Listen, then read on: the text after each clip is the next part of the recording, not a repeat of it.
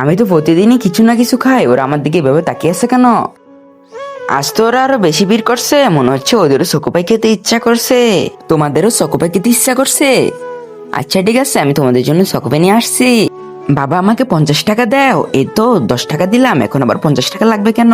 বাবা, আমি যখন প্রতিদিন চকোপাই খাই তখন আমার বন্ধুরা আমার দিকে তাকিয়ে থাকে, আমি ওদেরকে চকোপাই খাওয়াতে চাই।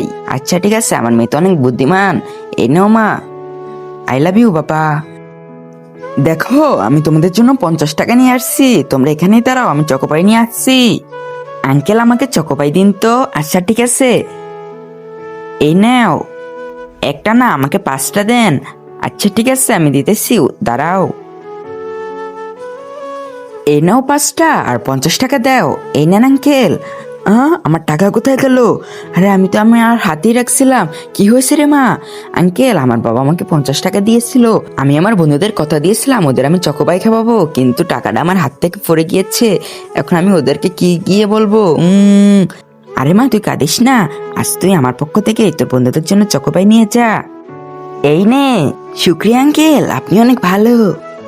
তার আগে তুমি যদি শয়তানকে ঘৃণা করে আল্লাহকে ভালোবাসে থাকো তাহলে এই ভিডিওতে লাইক এবং চ্যানেলটি সাবস্ক্রাইব করে দিবে।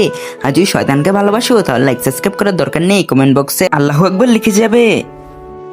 এই দেখো, আমি সবার জন্য চকোপাই নিয়ে আসছি। এই নাও, এই নাও। এখন সবাই মিলে আনন্দ করে খাও।